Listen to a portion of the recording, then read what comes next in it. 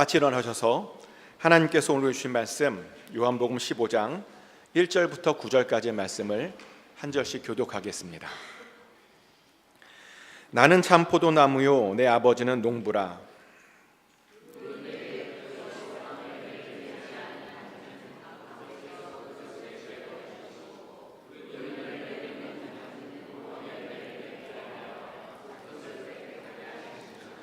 너희는 내가 일러준 말로 이미 깨끗하여졌으니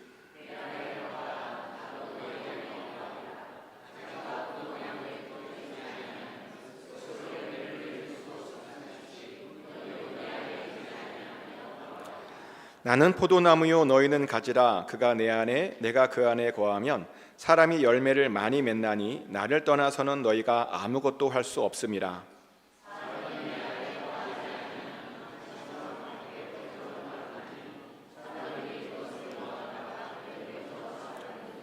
너희가 내 안에 거하고 내 말이 너희 안에 거하면 무엇이든지 원하는 대로 구하라. 그리하면 이루리라.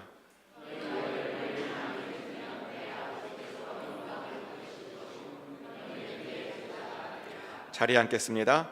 다 같이 읽겠습니다. 아버지께서 나를 사랑하신 것 같이 나도 너희를 사랑하였으니 네, 아멘. 죄송합니다. 하나님의 평안이 오늘 여러분 심령 가운데 함께 하시기를 예수 그리스도 이름으로 축복합니다. 지난 수요일에 제가 에스겔에 대한 말씀을 전하면서 이런 이야기를 드렸죠.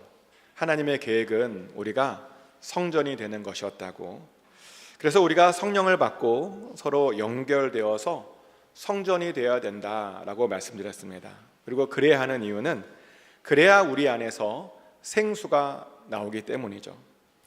예수님을 믿고 성전이 되면 우리 배에서 생수가 나온다고 이렇게 말씀하셨습니다. 요한복음 7장 38절 말씀인데요, 나를 믿는 자는 성경의 이름과 같이 그 배에서 생수의 강이 흘러나오리라 하시니 아멘. 예수님을 믿는 자는 그 배에서 생수가 나온답니다. 그리고 그 생수로 세상을 변화시킨답니다. 그러면서 제가 뭘 강조했냐면 우리가 연결되어져야 된다라고 하는 것을 강조해 드렸습니다. 우리가 연결되지 않으면 우리는 건물에 불과한 거죠. 그런데 연결되면 성전이 된답니다. 그래서 오늘 말씀도 이 연결과 관련된 말씀을 전하려고 하는데요, 우리는 우리들끼리도 연결되어야 되지만 예수님과도 잘 연결되어져야 합니다. 근데 예수님께서요, 이 연결에 대해서 아주 재미있는 비유를 하나 들어주셨는데요, 예수님이 말씀하시길 하나님은 농부랍니다. 그리고 예수님은 포도나무랍니다. 그리고 우리는 그 포도나무에 붙어있는 가지라는 겁니다. 그래서 우리는요, 그 가지로서 포도나무에 잘 붙어 있어야 한답니다. 만약 붙어 있지 않으면 반드시 죽게 된다는 것이죠. 그래서 우리는 잘 붙어 있기만 하면 됩니다. 붙어 있기만 하면요, 잘 살 수 있는 겁니다. 얼마 전에 제가 저희 집 백야드를 정리했는데요, 겨울 내내 그냥 백야드를 방치해 놨더니 나무들이 굉장히 많이 자라서 너무 보기가 싫어서 그 백야드에 나가서 모든 가지들을 좀 잘라 주었습니다. 근데 자른 것을 그냥 바로 치우진 않고요, 나중에 시간이 치울 때 치우려고 그냥 두었습니다.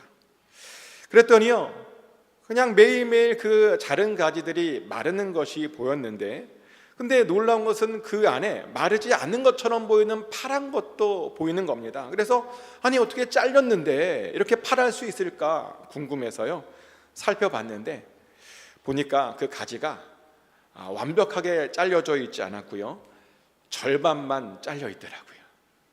근데 절반만 잘려 있었더니, 그러니까 절반만 연결되어졌더니요, 죽지 않고 계속 푸른색 빛을 내고 있었습니다. 붙어 있었더니 어떻게든 살고 있었다는 겁니다. 마찬가지죠. 붙어 있으면 어떻게든 살아가게 됩니다. 그래서 우리는 최선을 다해서 붙어 있어야 되죠. 근데 사실은 붙어 있는 것에만 우리는 만족하면 안 됩니다. 붙어 있는 자들에게는요, 사실 해야 하는 일이 있습니다. 뭘 해야 되냐면, 붙어 있으면 밥값을 해야 됩니다. 실제로 붙어있는 모든 가지들은 다 밥값을 하죠. 우리가 고등학교 때 생물 시간에 배웠잖아요. 가지에게는 잎들이 있는데 그 잎들이 그냥 있는 것이 아니라 광합성을 한대요.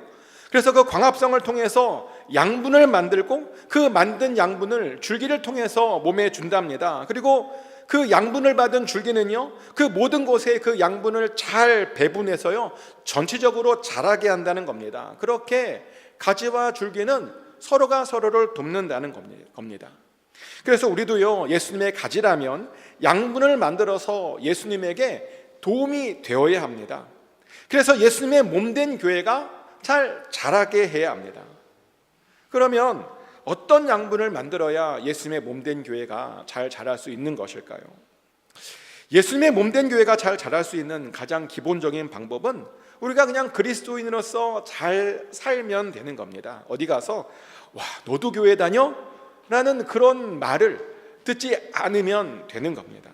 그러면 예수님의 몸된 교회가요, 정말 잘 자랄 수 있다는 것이죠. 그런데 예수님께서는요, 우리가 단순히 양분만 만들며 살기를 원하지 않으셨습니다. 양분도 만들지만 그 양분을 우리 스스로도 잘 저장해서 열매도 맺기를 원하셨습니다. 그래서 예수님은 뭐라고 비유하셨냐면 자신은 포도나무고 우리는 포도나무의 가지다라고 그래서 비유하신 겁니다. 포도나무 가지의 특징은 그 양분들을요, 그 가지에 잘 저장해 두었다가 열매를 맺는 것이죠. 그래서 농부로 하여금 그 열매를 따게 하는 것입니다. 근데 이 비유를 통해서 우리가 알게 되는 것이 하나 있는데요, 모든 가지들이라고 다 열매를 맺는 것이 아니라는 겁니다. 모든 가지들이 그 양분을 다 저장했다가 열매를 맺지 않습니다. 가지가요, 포도나무에 분명히 붙어 있지만 열매를 맺지 않을 수도 있다는 겁니다. 그럼 도대체 왜 어떤 가지들은 열매를 맺지 못하는가? 이유는 두 가지 중에 하나겠죠. 하나님의 빛을 받지 못해서 광합성을 못했던지, 아니면 그 양분을 모아서 몸에게 주는 것이 아니라 자기만 어떻게 썼던지. 실제로요, 어떤 가지는 열매를 맺는 것보다 자기 자신을 키우는 데 집중하는 어떤 가지도 있습니다. 그래서 열매를 맺지 않고 가지를 길게 만드는 그런 가지도 있습니다. 그런데요, 그렇게 가지고 있는 양분을 가지고 열매를 맺지 않으면 자기의 성장만을 위해서면요, 반드시 잘리게 됩니다. 우리가 그것을 몸에서도 확인할 수 있죠. 성경은 재밌게도 교회를 우리의 몸에 비유하는데요, 교회는 예수님의 몸이고 우리는 그 몸의 기관, 지체다라고 말을 합니다. 그런데 몸에서도요, 받은 양분을 몸을 위해 쓰지 않고 자기만을 위해서 쓰는 어떤 존재가 있습니다. 혹시 상상이 되십니까? 어떤 것인지? 암이 그렇죠. 암이 그렇습니다. 암은요, 자기가 받은 양분을 몸을 위해 쓰지 않고요, 자기의 성장만을 위해 씁니다. 그러다가 결국에는 잘려 나가게 되는 겁니다. 자기가 받은 은혜를 열매를 맺는 데 쓰지 않고 자기만을 위해서 쓰면요, 하나님께서 반드시 그 가지는, 그 부분은 쳐내신다는 겁니다. 요한복음 15장 2절 말씀이죠.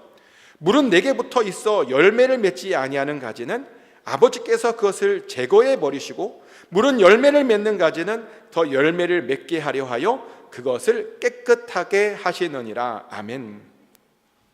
열매를 맺지 않는 가지는요, 반드시 제거해 버린답니다. 그렇게 그 나무를 깨끗하게 하신다는 겁니다. 하지만 어떤 이들은 이것을 보고 아유, 하나님 너무 정도 없고 야박하신 거 아닌가, 그런 말을 해요. 어떻게 열매를 못 맺는다고 잘라버릴 수 있는 건가? 근데요, 야박한 일이 아닙니다. 한번 이렇게 생각해 보십시오. 우리 몸에 자기가 받은 양분을 자기의 성장만을 위해 쓰는 어떤 암이 있다고 상상해 보십시오. 혹시 그런 암을 제거하는 것에 동의하지 않는 분 계시겠습니까? 암도 내 몸의 일부니까 내가 그냥 데리고 살겠습니다라고 할 그런 사람 있습니까? 없을 겁니다. 근데 하나님도 마찬가지입니다. 그래서 하나님도요, 열매를 맺지 못하고 양분만 축내는 사람, 그런 가지들은요, 제거해 버리시는 겁니다. 그러면 열매를 맺는 가지들이 더 많은 열매를 맺도록 하시는 겁니다. 사실요, 가지가 너무 많으면 양분들이 충분히 전달되지 않습니다. 그래서 제대로 된 열매를 맺기가 힘들죠. 그래서 우리가 봄이 되면 가지치기를 해주는 건 아닙니까? 더 많은 열매를 맺으려면요 반드시 가지치기를 해 주어야 된답니다. 근데요 하나님의 가지치기 방식은 우리의 것과 많이 다릅니다. 우리는 가지치기 할 때 그냥 무조건 다 잘라냅니다. 그 전에 그 가지가 얼마나 열매를 맺었던 안 맺었던 상관없이요 그냥 다 가지치기를 해버립니다. 그런데 하나님의 가지치기는 그렇지 않답니다. 열매를 맺었던 가지는 자르지 않는답니다. 대신 열매를 맺지 않았던 가지만 자른다는 겁니다. 그렇게요 구별해서 가지치기를 하신다는 겁니다. 그래서 우리는 일단 열매를 맺어야 됩니다. 다행히도 우리 하나님께서는 우리가 맺는 그 열매의 사이즈는요 별로 중요하게 생각하지 않으시죠. 하나님께서 보시는 것은 오직 열매가 있느냐 없느냐, 바로 그 두 가지입니다. 그리고 하나님께서는요 처음부터 큰 열매를 원하시지 않으십니다. 보통은 작은 열매를 원하시죠. 그래서 작은 일부터 주셔서 그 작은 일에 충성하는지를 보십니다. 그리고 작은 일에 충성하면요 우리를 이렇게 칭찬해 주시죠. 마태복음 25장 21절 말씀입니다. 그 주인이 이르되 잘하였도다 착하고 충성된 종아, 내가 적은 일에 충성하였음에 내가 많은 것을 내게 맡기리니 내 주인의 즐거움에 참여할지어다 하고 아멘. 착하고 충성된 종은요 작은 일에 충성하는 종이랍니다. 그리고 그렇게 작은 일에 충성하면 하나님께서요 더 많은 것으로 주시겠다고 이렇게 약속해 주셨습니다. 그래서 이렇게 하나님께서는요 우리가 맺는 어떤 열매의 사이즈는 보시지 않으신다는 겁니다. 적더라도 일단 열매를 맺느냐 안 맺느냐 그것만 보십니다. 하지만 어떤 사람들을 보면요 작은 일을 우습게 여겨요. 근데 사람들이 잘 모르는데 작은 열매를 맺는 게 큰 열매 맺는 것보다요 굉장히 어렵습니다. 작은 개척교회를 섬기는 것이요 큰 교회 섬기는 것보다 훨씬 어렵고 대단한 것처럼요 작은 열매 맺는 것이요 훨씬 어렵다는 겁니다. 왜 가지가 작은 열매를 맺는지 아십니까? 양분이 충분히 공급되지 않았기 때문입니다. 상황과 환경이 좋지 않았기 때문입니다. 그러다 보니 그 작은 열매밖에 맺을 수 없었던 겁니다. 하지만 어떤 사람들은요 그것도 모르고 작은 열매를 맺었다고 무시합니다.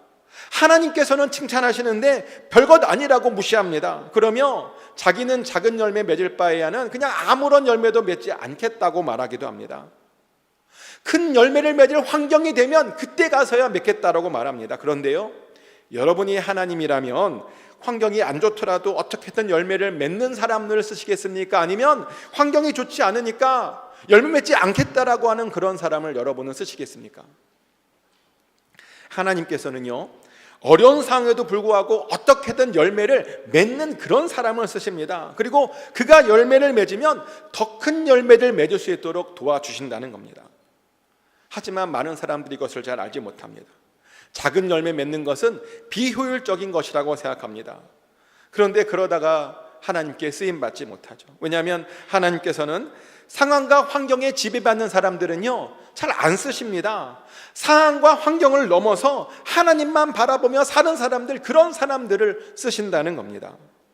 그래서 저도요 웬만하면 상황을 잘 보려고 하지 않습니다. 단지 제가 최선을 다했는지 안 했는지만 저는 신경 씁니다. 그리고 지금까지 그렇게 살아왔던 것 같습니다. 지금까지 생각 중에 참 제가 잘했다고 생각하는 것이 하나 있는데요, 제가 교회에서 제일 처음 맡았던 일은 뭐였냐면 기타를 치는 일이었습니다. 이렇게 보여도 기타를 좀 칩니다. 저는 중3 때 인격적으로 하나님을 만났고요, 그리고 고등학교 때 굉장히 뜨거웠습니다. 그 당시 제가 있던 고등부에는 주일마다 새벽 기도회가 있어서요, 주일 새벽 6시에 모든 고등학생들이 모여서 말씀 나누고 기도하고 찬양을 열심히 불렀습니다. 근데 그 모임에 기타를 제대로 치는 사람이 없는 겁니다. 기타를 가지고 있는 사람도 없었습니다. 근데 마침 저희 집에 기타가 하나 있었고요, 제가 조금 칠 줄 알았습니다. 그래서 제가 맡은 역할은 뭐였냐면 그 새벽에 나가서 기타를 쳐주는 것이었습니다.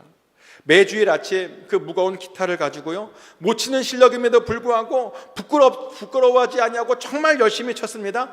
덕분에요 정말 하나님의 놀라운 사랑을 많이 받았습니다. 성적도 좀 오르고요, 성격도 많이 좀 바뀌고, 제가 내성적인 극아이거든요. 근데 조금은 외향적인 아이로 제가 바뀌었습니다. 그렇게 보이시죠? 네. 꽤 괜찮은 사람으로 바뀌었잖아요. 제가 봐도 저는 꽤 괜찮은 사람 같아요. 교만인가요? 헛기침 나오고. 그런데 제가 만약에요 그걸 거절했다면 어떻게 되었을까요? 저는 기타를 못 치니까 저는 안 치겠습니다 라고 말했다면 제가 어떻게 되었을까요? 그러면 저는 중간에 교회를 떠났을 수도 있습니다. 왜냐하면 제가 의심이 많거든요.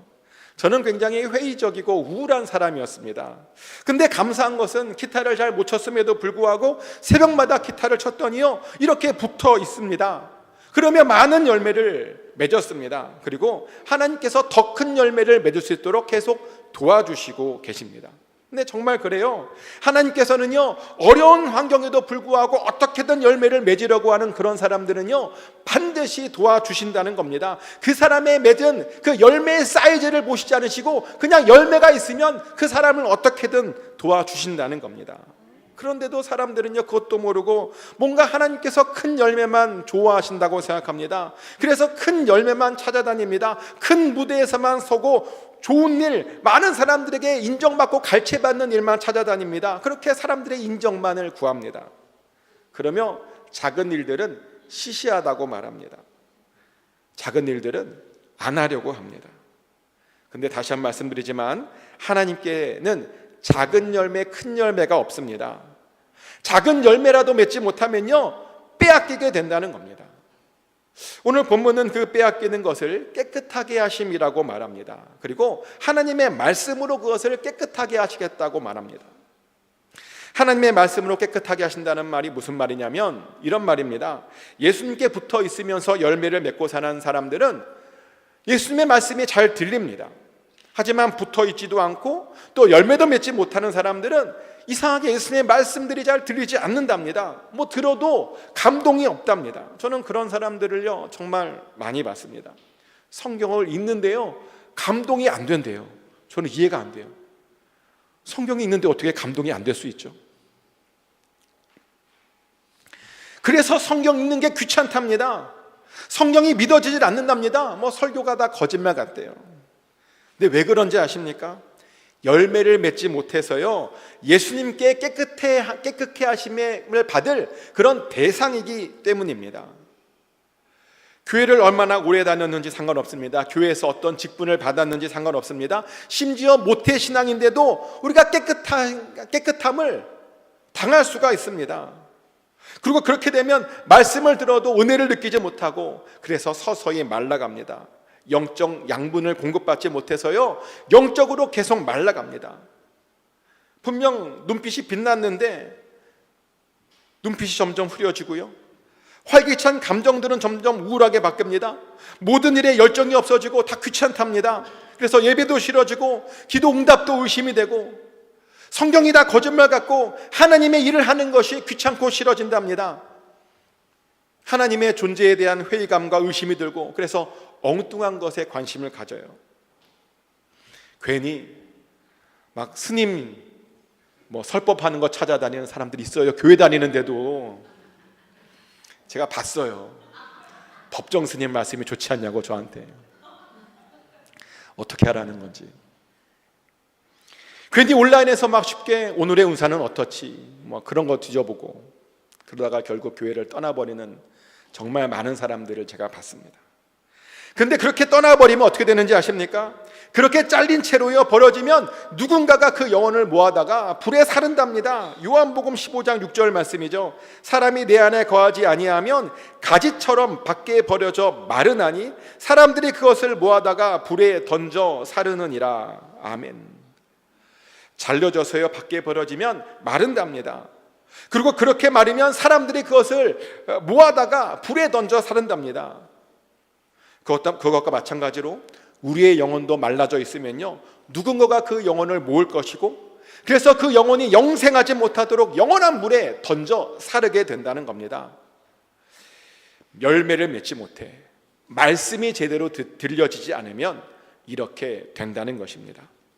하지만 열매를 맺는 가지들은요 언제나 예수의 말씀에 은혜가 되고 감동이 됩니다. 말씀의 은혜를 받고 위로를 받습니다. 그래서 항상 말씀이 듣고 싶고 예배가 기다려지고 예배를 사모하게 됩니다. 그래서 그 들은 말씀을 가지고 위기들을 잘 극복해 내더라는 겁니다. 우리가요, 인생을 살다 보면 위기가 찾아옵니다. 우리의 계획대로 인생이 흘러가지 않습니다. 우리가 세웠던 계획들이요, 종종 틀어지고요, 오랫동안 준비했던 일들이 그냥 아무 순간 이유 없이 순간적으로 날아가는 일들이 정말 많습니다. 그리고 그런 일이 생기면 너무 답답하죠. 답답해서 기도도 하고 소리쳐 보기도 합니다. 그런데요, 감사한 것은 하나님의 말씀을 듣고 읽다 보면 우리 안에 회복이 일어난다는 겁니다. 말씀을 묵상하고 나면 그 말씀 때문에 우리가 힘을 얻고 안심이 되고 다시 감사가 나옵니다. 다시 그렇게 살아난다는 겁니다. 말씀을 가까이 했더니요, 하나님께서 주시는 그 위로를 우리가 경험한다는 겁니다. 게다가 우리가 말씀을 가까이 하면 이런 특권이 있답니다. 요한복음 15장 7절 말씀이죠. 너희가 내 안에 거하고 내 말이 너희 안에 거하면 무엇이든지 원하는 대로 구하라. 그리하면 이루리라. 아멘. 우리를 예수님 안에 거하게 하고 예수의 말씀을 우리 안에 거하게 하랍니다. 그리고 무엇이든지 구해 보라는 겁니다. 그러면 반드시 이루어 주시겠답니다. 사실 이런 비슷한 말씀을 요한복음 14장에서도 우리가 봤죠. 요한복음 14장 13절에 이런 말씀이 있었죠. 너희가 내 이름으로 무엇을 구하든지 내가 행하리니 이는 아버지로 하여금 아들로 말미암아 영광을 받으시게 하려 함이라. 아멘. 예수님께서 말씀하시길 예수님의 이름으로 무엇이든지 구해 보랍니다. 그러면 행하시겠답니다.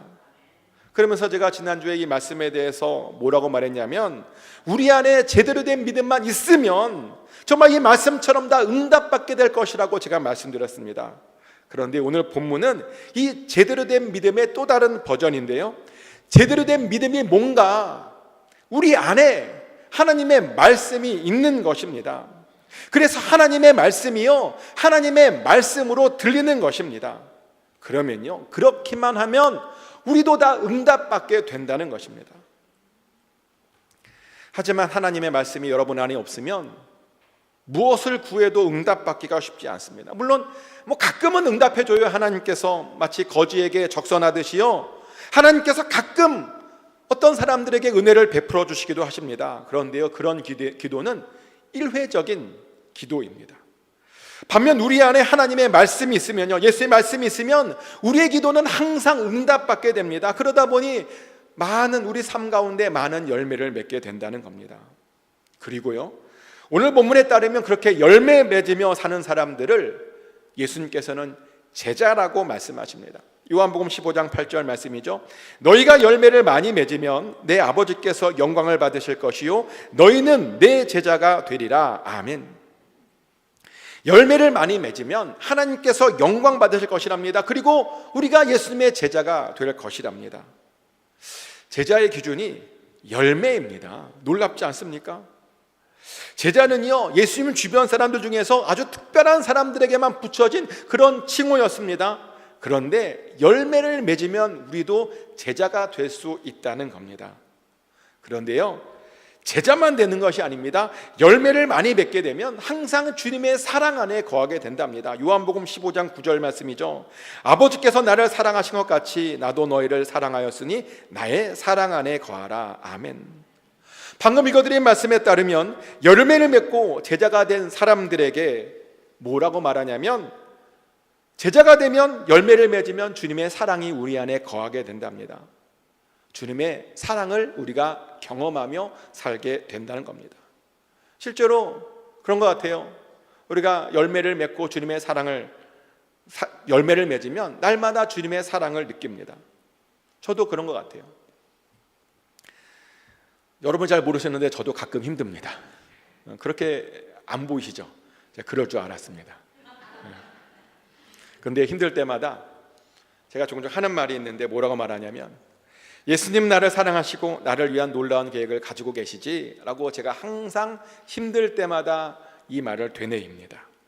그러면 다시 주님의 사랑이 느껴지고요, 그러고 나면 다시 힘이 생기고 두려움이 사라집니다. 아니, 하나님께서 나를 사랑하신다는데 뭐가 문제가 됩니까?